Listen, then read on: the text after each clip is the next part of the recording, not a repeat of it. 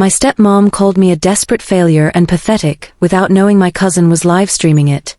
The words still echo in my mind, sharp and unrelenting, like shards of glass cutting through the fragile illusion I had been trying so hard to maintain.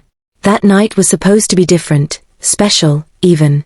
It wasn't just another family dinner, it was a rare occasion where everyone had gathered under one roof, my dad, his new wife, my stepmom, my younger brother, my cousin Mia, and me. We were celebrating something trivial, a promotion at work for Dad, but somehow, as these things often do, the evening spiraled into chaos. The dining room table gleamed under soft overhead lights, adorned with flickering candles and an array of dishes that smelled divine. Roasted chicken, creamy mashed potatoes, steaming broccoli casserole, it all looked perfect on the surface, but beneath it simmered tensions no amount of good food could mask. I sat there quietly, picking at my plate, feeling out of place despite being part of this makeshift family unit. My stepmom Claire always seemed to have a way of making me feel small, insignificant, like I didn't belong, not because she outright said so but because her actions spoke volumes louder than any words ever could. Claire had married my father 2 years ago, shortly after my mom passed away from cancer. At first, I tried to give her the benefit of the doubt. After all, she hadn't asked for this situation either, a grieving widower with 2 kids who barely knew how to function without their mother anymore. But over time, her true colors began to show. She wasn't cruel in obvious ways. Instead, she wielded subtlety like a weapon, chipping away at my confidence bit by bit until I started questioning everything about myself. That night, though, subtlety went out the window. It started innocently enough. Conversation flowed around the table, mostly between Dad and Claire, discussing mundane topics like upcoming vacations and home renovations. Every now and then, someone would ask my brother, Ethan, about school or sports, and he'd respond enthusiastically, eager for attention.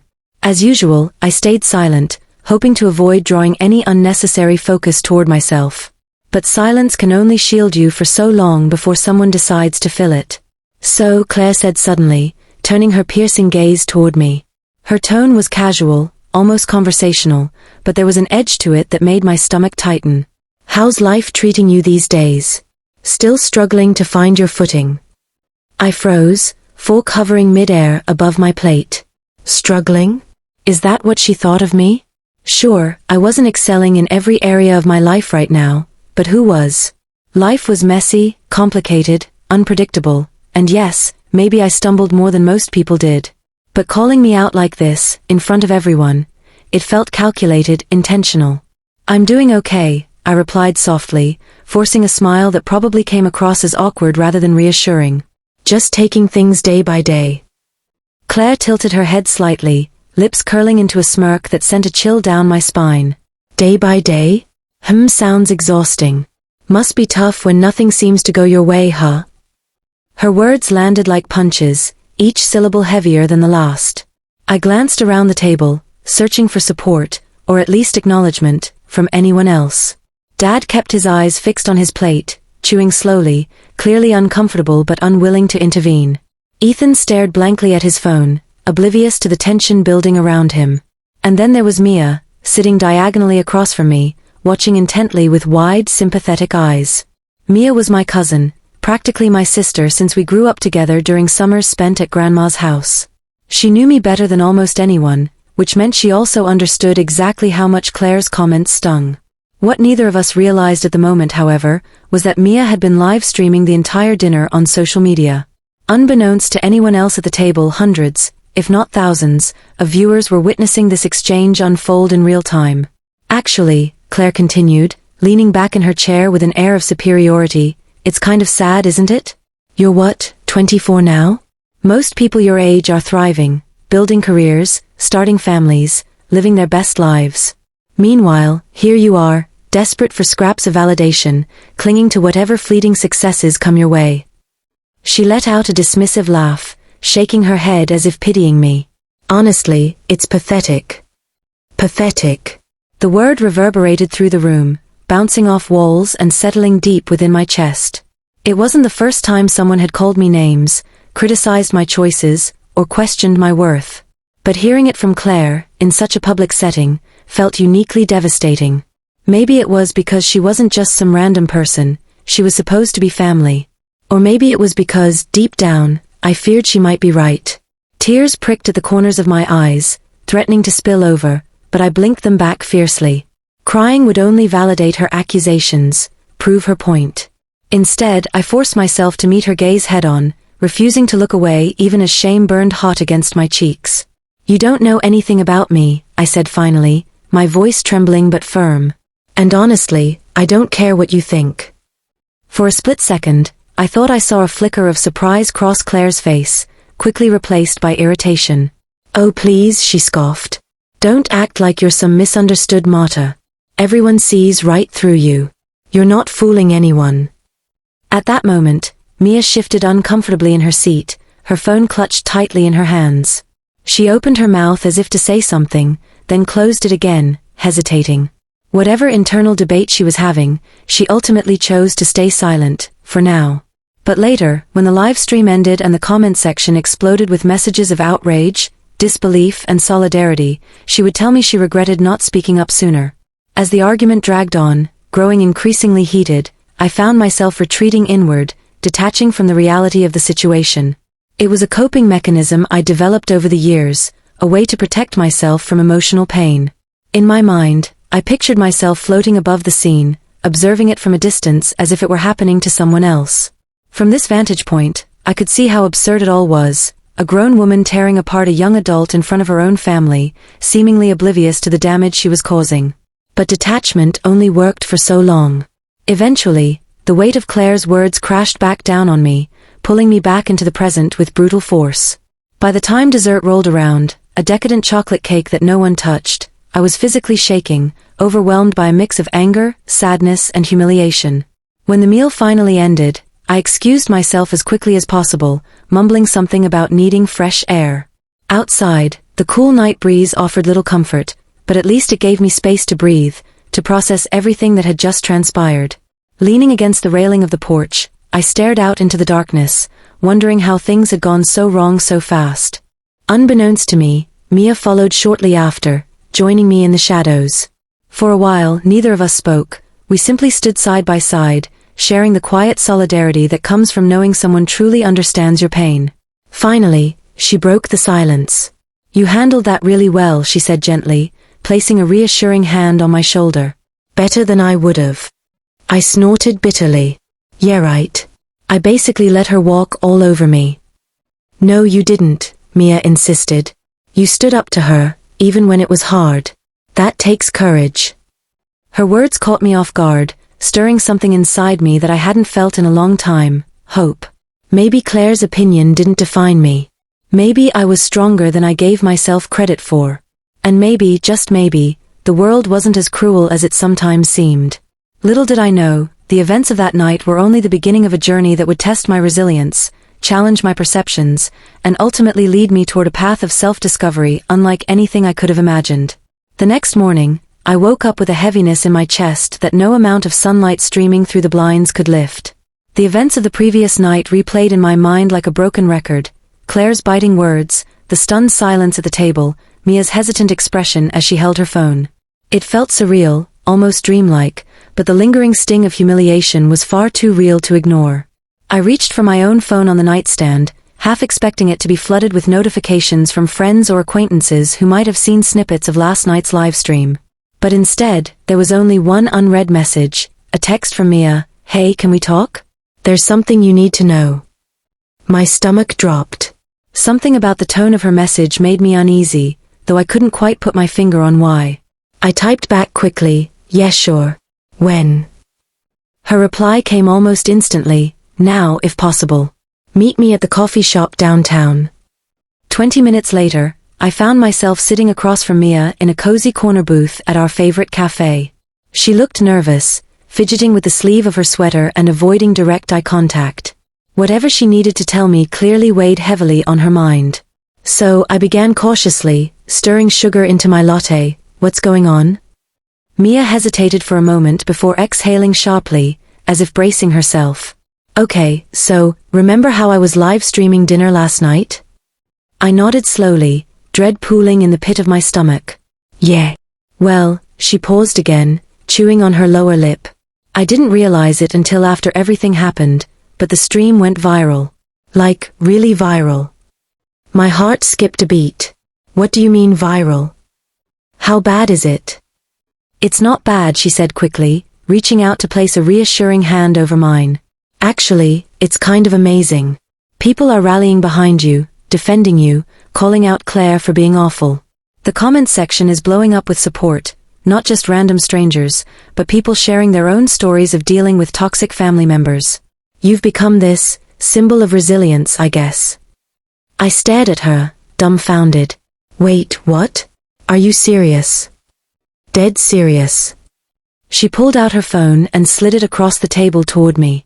On the screen was a video thumbnail showing a freeze frame of Claire mid-sentence, her face twisted into that smug smirk I'd come to loathe. Below it, the view count read 1.2 million, and climbing. As I scrolled through the comments, a wave of conflicting emotions washed over me. Some users praised my composure during the confrontation, while others expressed outrage on my behalf. One comment stood out: "This girl deserves better than to be torn down by someone who's supposed to love her. Families shouldn't treat each other like this." Another read, "Been there. Toxic step-parents are the worst. Sending strength to whoever this brave soul is." Tears welled up in my eyes, though whether they were tears of relief, gratitude, or sheer disbelief, I couldn't say. For years, I'd carried the weight of Claire's criticisms alone, internalizing them until they became part of my identity. Now suddenly, the world was telling me otherwise, that I wasn't pathetic, that I wasn't a failure, that I deserved more than the scraps of validation I'd been clinging to. But along with the overwhelming support came a new layer of anxiety. What would happen now that thousands of people had witnessed such an intimate and painful moment? Would Claire see the video? Would my dad? And if they did, how would they react? "You okay?" Mia asked softly, snapping me out of my spiraling thoughts.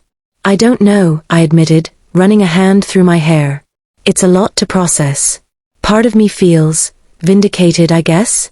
Like finally, someone besides me sees how unfair she's been. But then there's this other part that's terrified of what happens next. What if this makes things worse?" Mia sighed, her expression sympathetic. "I get it. This isn't exactly the kind of attention anyone asks for. But maybe this is your chance to take control of the narrative. To show everyone, including yourself, that you're stronger than they give you credit for." Her words lingered in my mind long after we left the coffee shop. Over the next few days, I tried to focus on work, on anything that would distract me from the growing buzz surrounding the video. But it was impossible to escape entirely. Friends started reaching out, some offering condolences, others congratulating me for handling the situation with grace under pressure. Even co-workers who barely knew me stopped by my desk to express solidarity. Then came the inevitable fallout. One evening, as I sat on the couch scrolling through social media, my phone buzzed with an incoming call. It was my dad. My stomach churned as I answered, already dreading the conversation ahead. "Hey, sweetheart," he said, his voice unusually strained. "We need to talk." "About what?" I asked, feigning ignorance despite knowing full well what was coming. "The video," he replied bluntly. "Claire showed it to me earlier today. She's upset, to say the least." Of course she was. Upset wasn't even the right word for it. Furious, humiliated, defensive, those seemed closer to the mark. Still, hearing my dad acknowledge the situation sent a fresh wave of guilt crashing over me. No matter how justified I felt in standing up to Claire, the idea of causing tension between her and my father weighed heavily on me. "I'm sorry," I said quietly. "I didn't mean for any of this to blow up like it did. Honestly, I didn't even know Mia was recording." Dad sighed deeply. "Look, I understand that things haven't been easy for you lately. And I'll admit, Claire can be difficult sometimes. But publicly airing our dirty laundry like this? That's not fair to anyone." His words stung, though perhaps not as much as they would have before the video went viral. Before, I might have accepted his criticism without question, internalizing it as yet another failure on my part. Now, however, I found myself questioning whether he truly understood the depth of the pain Claire's behavior had caused, not just me, but potentially Ethan too. "I didn't ask for this to happen," I said firmly, surprising even myself with the conviction in my voice. "And honestly, Dad, I think it's time we stopped pretending everything's fine when it's not. Claire doesn't respect me, and frankly, I don't think she respects you either." All she cares about is controlling the narrative, making herself look good at everyone else's expense. There was a long pause on the other end of the line. When he spoke again, his tone was softer, tinged with regret. Maybe you're right.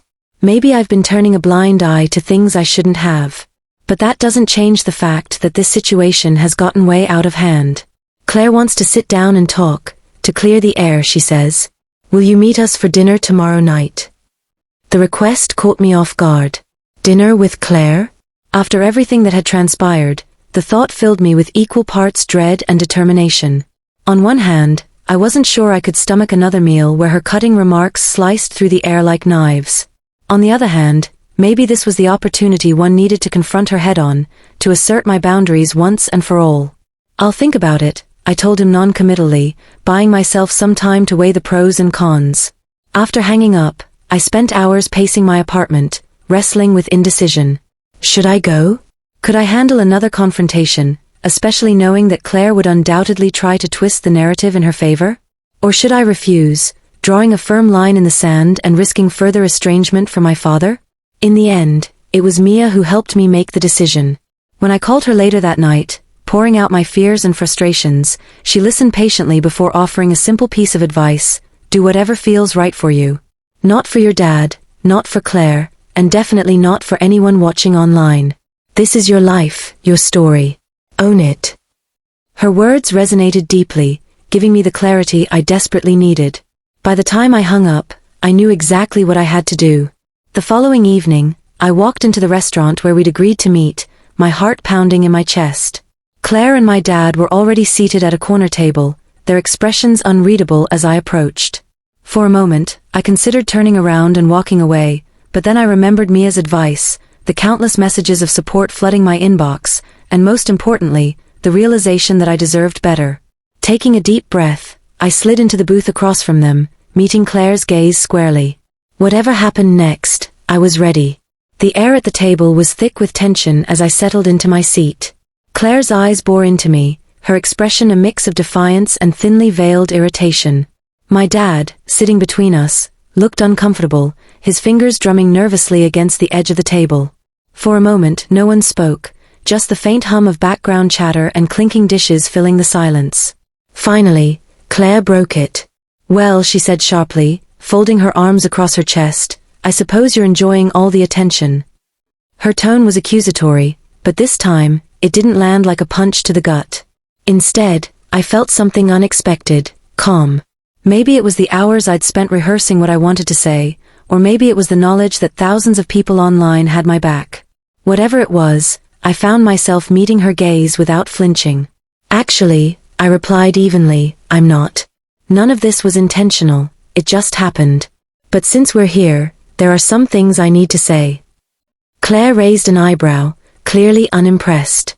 Oh really? And what exactly is that? Before I could respond, my dad interjected, his voice tinged with frustration. Can we please not turn this into another argument? We're here to talk, not fight. I nodded, taking a deep breath to steady myself. You're right, Dad. This isn't about fighting. It's about honesty. Turning back to Claire, I continued, for years you've treated me like I'm less than, not just in private, but in front of everyone.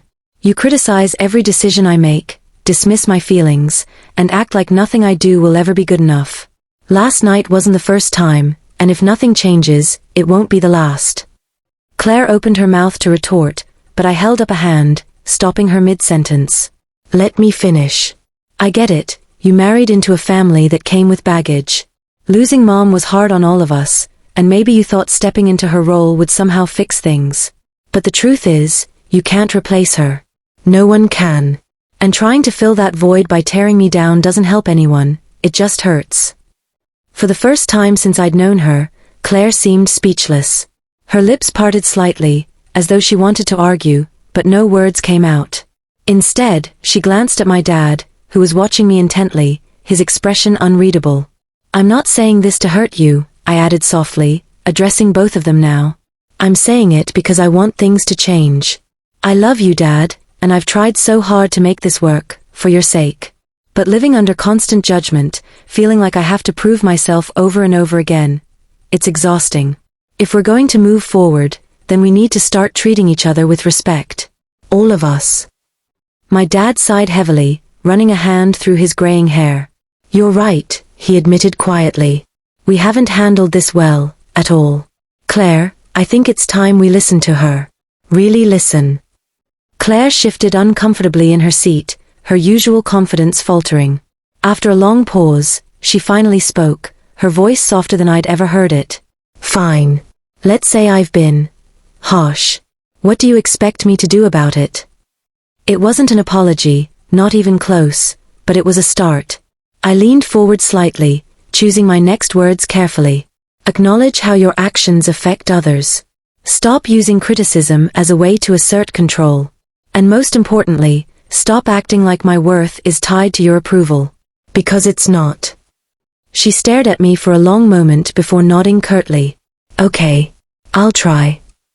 The rest of the meal passed in relative quiet, punctuated only by small talk about work and plans for the upcoming holidays. While the conversation remained surface level, there was an undeniable shift in the atmosphere, a tentative truce forming between us. For the first time in years, I allowed myself to hope that maybe, just maybe, things could improve. In the weeks that followed, life began to feel different, not perfect but better. Claire still had moments where her old habits surfaced, but they were fewer and farther between.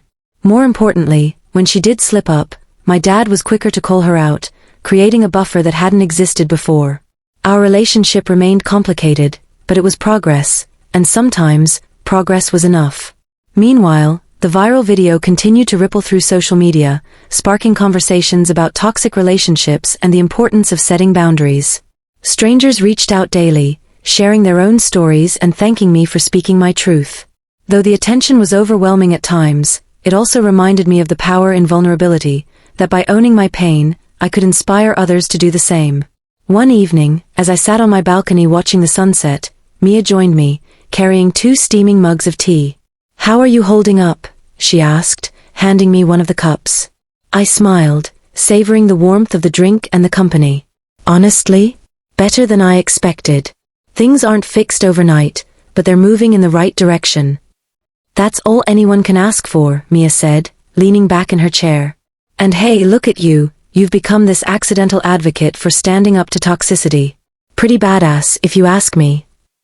I laughed, shaking my head. Accidental advocate, huh? Never thought I'd see the day.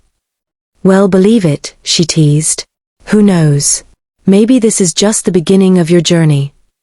As we sat there together, laughing and talking late into the night, I realized she might be right. The road ahead wouldn't always be easy, but for the first time in a long time, I felt ready to face it, not as a desperate failure or someone defined by others' opinions, but as someone strong enough to write her own story. And that, more than anything, gave me hope.